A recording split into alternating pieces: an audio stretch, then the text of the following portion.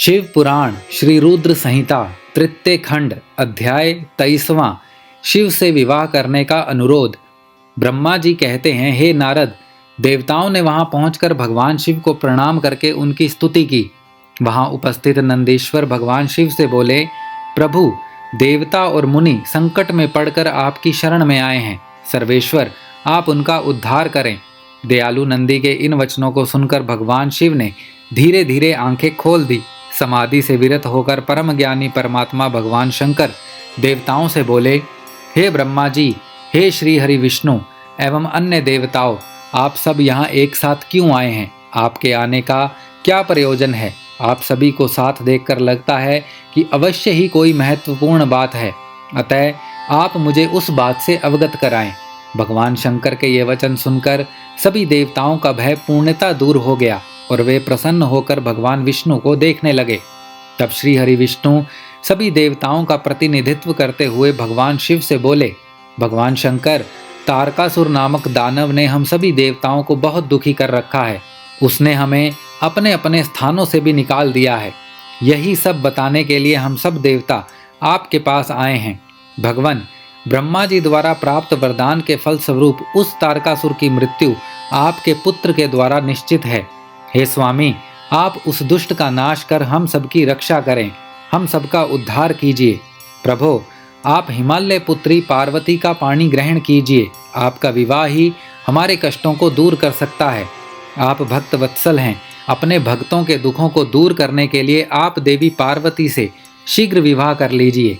विष्णु जी के ये वचन सुनकर भगवान शिव बोले, देवताओं, यदि मैं आपके कहे अनुसार परम सुंदरी देवी पार्वती से विवाह कर लूं तो इस धरती पर सभी मनुष्य, देवता और ऋषि मुनि कामी हो जाएंगे। तब वे परमार्थ पद पर नहीं चल सकेंगे।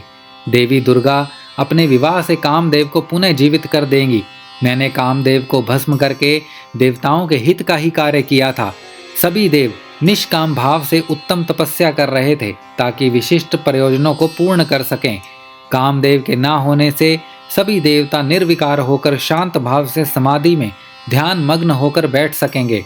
काम से क्रोध होता है, क्रोध से मोह हो जाता है और मोह के फलस्वरूप तपस्या नष्ट हो जाती है। इसीलिए मैं तो आप सबसे यही कहता हूँ कि आप भी काम और क्रोध को त्याग कर तपस्या करें।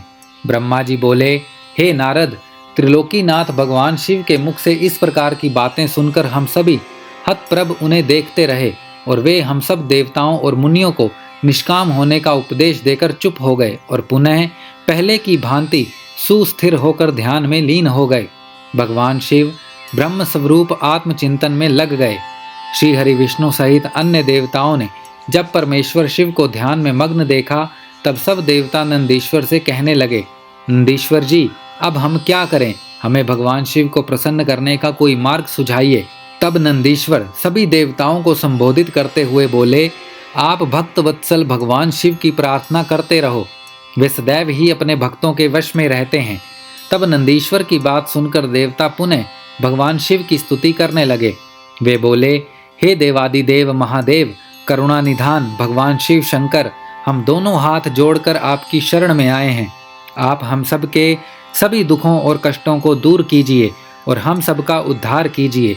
इस प्रकार देवताओं ने भगवान शिव की अनेकों बार स्तुति की। इसके बाद भी जब भगवान ने आंखें नहीं खोली तो सब देवता उनकी करुण स्वर में स्तुति करते हुए रोने लगे। तब श्री हरि विष्णु मन ही मन भगवान शिव का स्मरण करने लगे और करुण स्वर में अपना निवेदन करने लगे, देवताओं, मेरे और श्री हरि विष्णु के बार बार निवेदन करने पर भगवान शिव की तंद्रा टूटी और उन्होंने प्रसन्नतापूर्वक अपनी आंखें खोल दी।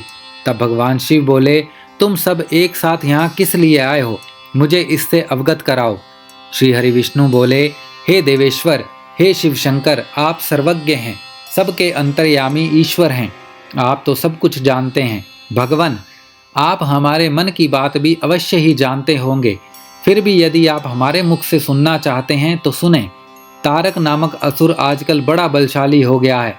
वह देवताओं को अनेकों प्रकार से कष्ट देता है। इसीलिए हम सभी देवताओं ने देवी जगदम्बा से प्रार्थना कर उन्हें गिरिराज हिमालय की पुत्री पार्वती के रूप में अवतार ग्रहण कराया है। इसीलिए ही हम बार बार आपकी प्रार्थना कर रहे हैं कि आप देवी पार्वती को पत्नी के रूप में प्राप्त करें। ब्रह्मा जी के वरदान के अनुसार भगवान शिव और देवी पार्वती का पुत्र ही तारकासुर का वध कर हमें उसके आतंक से मुक्त करा सकता है। मुनि श्रेष्ठ नारद के उपदेश के अनुसार देवी पार्वती कठोर तपस्या कर रही हैं। उनकी तपस्या के तेज के प्रभाव से समस्त चराचर जगत संतप्त हो गया है। इसीलिए हे भगवान, आप पार्वती को वरदान देने के लिए जाइए। हे प्रभु, देवताओं पर आए संकट और उनके दुखों को मिटाने के लिए आप देवी पार्वती पर अपनी कृपा दृष्टि कीजिए। आपका विवाह उत्सव देखने के लिए हम सभी बहुत उत्साहित हैं। अतः प्रभु, आप शीघ्र ही विवाह बंधन में बंधकर हमारी इस इच्छा को भी पूरा करें। भगवान, अपने रति को जो वरदान प्रदान किया था उसे पूरा होने का भी अवसर आ गया है। अतः महेश्वर, आप अपनी प्रतिज्ञा को शीघ्र ही पूरा करें। ब्रह्मा जी बोले, हे नारद, ऐसा कहकर और प्रणाम करके विष्णु जी और अन्य देवताओं ने पुनः शिव जी की स्तुति की। तत्पश्चात वे सब हाथ जोड़कर खड़े हो गए।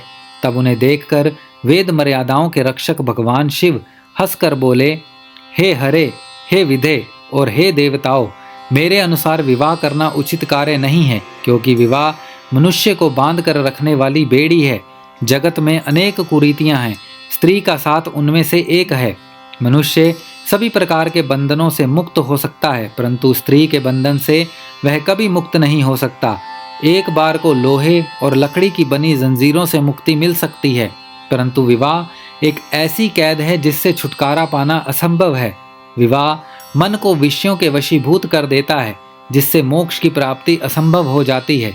मनुष्य यदि सुख की इच्छा रखता है तो उसे इन विषयों को त्याग देना चाहिए। विषयों को विष के समान माना जाता है। इन सब बातों का ज्ञान होते हुए भी मैं आप सब की प्रार्थना को सफल करूंगा, क्योंकि मैं सदैव ही अपने भक्तों के अधीन रहता हूँ। मैंने अपने भक्तों की रक्षा के लिए अनेक कष्ट सहे हैं। हे हरे और हे विदे, आप तो सब कुछ जानते ही हैं। मेरे भक्तों पर जब जब विपत्ति आती है तब तब मैं उनके सभी कष्टों को दूर करता हूँ। भक्तों के अधीन होने के कारण मैं उनके हित में अनुचित कार्य भी कर बैठता हूँ। भक्तों के दुखों को मैं हमेशा दूर करता हूँ। तारकासुर ने तुम्हें जो दुख दिए हैं उन्हें मैं भली भांति जानता हूँ। उनको मैं अवश्य ही दूर करूँगा। जैसा कि आप सभी जानते हैं कि मेरे मन में विवाह करने की कोई इच्छा नहीं है, फिर भी पुत्र प्राप्ति हेतु मैं देवी पार्वती का पाणी ग्रहण अवश्य करूँगा। अब तुम सब देवता निर्भय और निडर होकर अपने अपने धाम को लौट जाओ। मैं तुम्हारे कार्य की सिद्धि अवश्य करूँगा। इसीलिए अपनी सभी चिंताओं को त्याग कर सभी सहर्ष अपने घर जाओ। ऐसा कहकर भगवान शिव शंकर पुनः मौन हो गए और समाधि में बैठकर ध्यान में मग्न हो गए। तत्पश्चात विष्णु जी और मैं, देवराज इंद्र सहित सभी देवता अपने अपने धामों को खुशी से लौट आए। श्री रुद्र संहिता तृतीय खंड अध्याय 23वां समाप्त।